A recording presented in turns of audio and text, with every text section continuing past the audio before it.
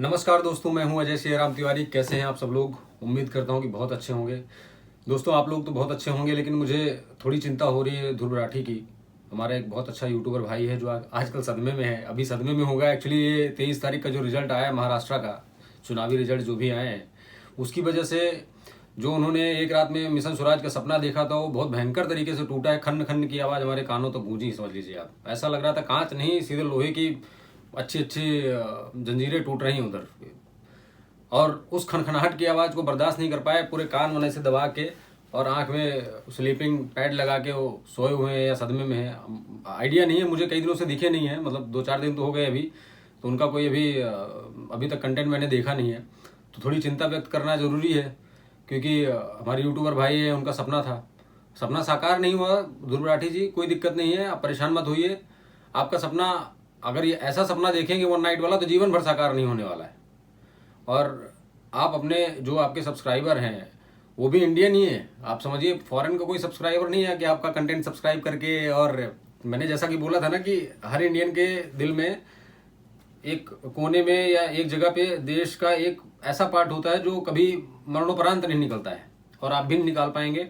आपकी सोच तक सीमित रहेगी। आपने व्यूज से नो डाउट पैसे बना लिए हैं, लेकिन जिसने आपके मिशन स्वराज के चैलेंज को एक्सेप्ट किया, आज वो सरकार या आज वो पार्टी स्वराज में ही नहीं है, महाराष्ट्र के स्वराज में है ही नहीं।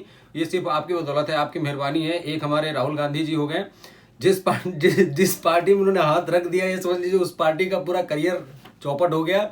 और एक आप नए नए तरोताजा आए हैं मार्केट में कि आपको अचानक से रातों रात सपना आता है कि भाई एक मिशन स्वराज के ऊपर कंटेंट बनाता हूं, और एक पर्टिकुलर पार्टी झट से उस चीज को एक्सेप्ट भी कर लेती है। मतलब यार, कमाल की चीजें हैं। मतलब किसी एक बंदे को कभी आज तक देखा नहीं मैंने कि वो सपने में भी अपने देश के बारे में बोले।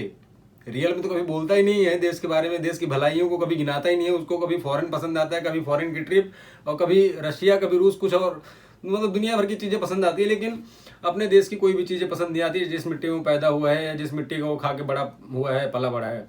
तो ऐसे ही जयचंद लोग होते हैं जो गद्दारी करते हैं सारी चीज़ों को लेकर। उनका गद्दारी का नतीजा कौन देता है? हमारे देशवासी ही देते हैं, हम जैसे नॉर्मल लोग ही देते हैं। और हमारे देश में आज भी इतनी ईमानदारी है कि आप कितना भी दिमाग में कुछ भी भर दो। आजकल तो ईमानदारी के साथ साथ भगवान की दया से चालाकी भी थोड़ी दिमाग में आई है कि आपसे हम पैसा भी रख लेंगे और आपका जो रिजल्ट है वो उसी तरीके से दिखाएंगे जिस तरीके से आप हमारे बारे में सोचते हैं। बरगलाने की कोशिश करते हैं तो बरगलाने का रिजल्ट हमारे देश की, ये हमारे महाराष्ट्र की जनता ने भी बरगला के दे दिया कि भाई हम तुम्हारे साथ हैं, तुम आगे बढ़ो, हम अपने घर पे हैं। तो वो वाला सिस्टम है पूरा का पूरा। दोस्तों, मैं आपको एक बात बता दूं कि सत्य को नकारने के लिए ये किसी भी हद तक जा सकते हैं। सत्य को नकारने के लिए आप, जैसे अभी मान लीजिए बोला गया है कि अगर एक रहोगे तो नेक रहोगे, बटोगे तो कटोगे। एक तरीके का बहुत बड़ा कड़वा सत्य है। लोगों को सुनने में बुरा लगता है, लोगों को इनसिक्योरिटी होती है कि भाई ये बटोगे तो कटोगे वाला नारा जो लगा रहे हैं, तो देश में एक माहौल पैदा कर रहे हैं लड़ाई झगड़े वाला। कोई माहौल पैदा नहीं कर रहे हैं। अभी बागेश्वर धाम के श्री धीरेन्द्र शास्त्री द्वारा जो ये रैली चलाई जा रही है सत्य सनातन की, तो आप ये बताइए, इसमें हिंदू एकजुट हो रहा है लेकिन कहीं भी हंगामे के आसार नजर आ रहे हैं आपको? कहीं भी पत्थरबाजी हो रही है? बताइए।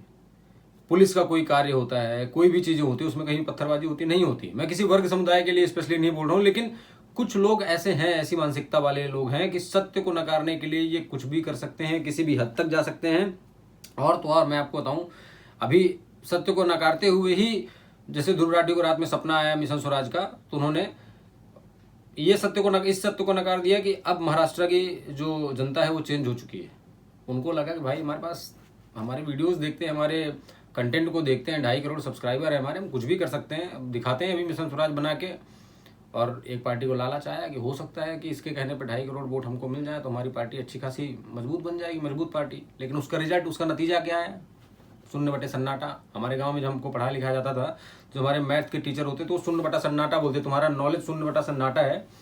तो यही समझ लीजिए कि शून्य बटा सन्नाटा है। आप देखिए मत, ऐसा आपके लिए नहीं बोल रहे हैं, आप जी रहे हैं, समझ में आ रहा है हमको। तो अभी मैं जो आपको ये बताने जा रहा हूँ कि जो इनका मिशन स्वराज का सपना था, तो देखिए मिशन तो अलग हो गया और स्वराज का स्वरा भास्कर बन चुका है। अब वो सिर्फ माइक पकड़ के रो रहा है उनके सपने में ही। स्वराज, आप बताइए, एक बंदा जो कभी देश के बारे में नहीं बोला, अचानक से मिशन स्वराज के बारे में उठ खड़ा हुआ कि भाई मिशन स्वराज, और उसको जैसा कि मैंने अभी अभी बोला कि एक पार्टी ने झट से उठा भी लिया उस कंटेंट को कि भाई हाँ मैं एक्सेप्ट करता हूँ तुम्हारे चैलेंजेस। अरे भाई तुम एक्सेप्ट तो कर रहे हो किसी एक पर्टिकुलर मरियल बंदे के कहने पे, लेकिन उस बंदे के कहने पे कितने लोग आ जाएंगे? उसको पॉलिटिक्स से कोई लेना देना नहीं, उसको सिर्फ अपने कंटेंट से लेना देना है। तो किसी ऐसे फर्जीवाड़े आदमी के बारे में वो करके उसका चैलेंज एक्सेप्ट करके आप अपने आप को फर्जीवाड़ा क्यों साबित करते हो? अब आपको उस बंदे की जरूरत पड़ रही है जो ऑलरेडी कटुता से भरा हुआ है, मन में छल कपट भरा हुआ है। आपको बता दूं कि मच्छर के जैसे हैं लोग। मच्छर आपको आपका कुछ नहीं बिगाड़ सकता है। आप हमारे भारत देश की इतनी सशक्त जनता है कि आप स्वयं सरकार पलटने की क्षमता रखते हैं, आप लोग, हम लोग सब मिलके। लेकिन हमको पता है कि हमारे लिए कौन सी सरकार अच्छी है, हमारे देश के लिए कौन सी सरकार अच्छी है। पर्टिकुलर हमको फ्री का खाने का कुछ भी शौक नहीं है। तो वही बोलो कि ये मच्छर की तरह है। मच्छर आपको सिर्फ इरिटेट कर सकता है, लेकिन आपको अगर आपका दिमाग खराब हुआ, आपको गुस्सा आया अगर, तो आप क्या करेंगे? सीधा सीधा मोर्टिन जलाएंगे या तो फिर बैट उठा लाएंगे और सबको धड़ाधड़ निपटा देंगे और चैन की नींद सोएंगे। तो बस ऐसे लोगों के साथ यही करना है कि इनको सीधा सीधा इग्नोर मारिए। इनका कोई सत्य से वास्ता नहीं है, कोई इस दुनिया से वास्ता नहीं है। इनको अपना जीवन चलाना है, अपना परिवार। मुझे ऐसा लग रहा है कि कल के दिन अपने बच्चों को क्या संस्कार देंगे लोग। आप समझिए कि अब राहुल गांधी के संस्कार देख लीजिए कि वो 54 साल के युवा नेता होने के बाद भी अपने से बुजुर्ग लोगों को बोलते हैं इनको डंडे से पीटा जाएगा, अरे ये है वो है, दुनिया भर की चीजें हैं। तो अपने बच्चों को क्या संस्कार देंगे? इनका जो सपना था मिशन स्वराज का, वो मिशन स्वराज का सपना ही रह गया और जीवन भर रहेगा, क्योंकि उनकी मानसिकता ठीक नहीं है। और जिनकी मानसिकता ठीक नहीं होती है उनका सपना हमेशा सपना ही रह जाता है। अभी तो मैं आपको बताऊं कि अभी ये ध्रुव राठी अभी रात में पड़े पड़े ऐसे तकिया लेके सोच रहे होंगे कि नेक्स्ट कंटेंट किस पे बना जाए, ईवीएम पे बना जाए क्या? लेकिन ईवीएम का कंटेंट तो पुराना हो चुका है। ये किस्सा तो ऑलरेडी हमारे कांग्रेसियों ने या बाकी लोगों ने न जाने क्या क्या ईवीएम के बारे में बोल दिया। इनको टेक्निकली जो भी चीजें मार्केट में आ रही हैं, डिजिटली मार्केट में आ रही हैं, उनसे कोई लेना देना नहीं है। इनके लिए हर चीज खराब हो रही है। अगर मोदी ने चंद्रयान लॉन्च करवाया या जो भी करवाया, इनके लिए वो सब गड़बड़ है, क्योंकि इनका घर नहीं चल पा रहा है। अभी इनके हाथ में जो कैश आता था, जो पैसे आते थे, इनका घर नहीं चल पा रहा है। तो सारे के सारे जिनको जो कैश लवर हैं उनको एक गवर्नमेंट पसंद ही नहीं है।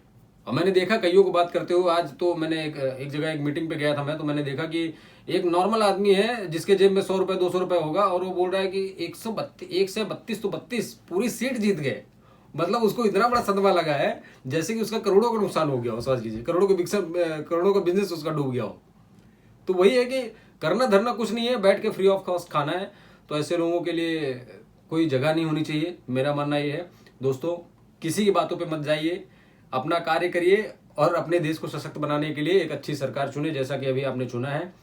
और बहुत बहुत बधाई हो एक अच्छी सरकार के लिए, बहुत बहुत स्वागत है उसका महाराष्ट्र में। अब मैं जब भी जाऊंगा तो मैं भी एक बार मिलने की कोशिश करूंगा एक आध दो लोगों से, उसका वीडियो मैं आपको बना के दूंगा। अगर अभी वाला ये वीडियो आपको पसंद आता है, आप लाइक करिए, शेयर करिएगा और चैनल सब्सक्राइब जरूर करिए। मैं आपसे फिर से बोल देता हूं कि मैं आपसे ये आग्रह नहीं करूंगा कि अगर आप मेरे 2.5 करोड़ सब्सक्राइबर हैं या मेरे 3 करोड़ या 5 करोड़ सब्सक्राइबर है तो आप मेरे साथ चलिए और हम सरकार चेंज करेंगे। हम ऐसा कभी नहीं बोलेंगे। हाँ, आपके भले के लिए जो भी आपका ब्रेन वॉश करेगा उसके लिए हम एक बार बात जरूर करेंगे, या कुछ भी नकारात्मक चीजें मार्केट में है उसके लिए बात जरूर करेंगे, लेकिन ऐसे निगेटिविटी फैलाने वाली बात नहीं करेंगे। इन लोगों को अपने से दूर रखिए, कोई मतलब नहीं, कोई फायदा नहीं है। कंटेंट पसंद आया हो तो लाइक करिए, शेयर करिए और चैनल सब्सक्राइब तो यार आपको करना ही पड़ेगा, तो कर लीजिए ना, देर किस बात की है। जय Shri Ram, thank you so much.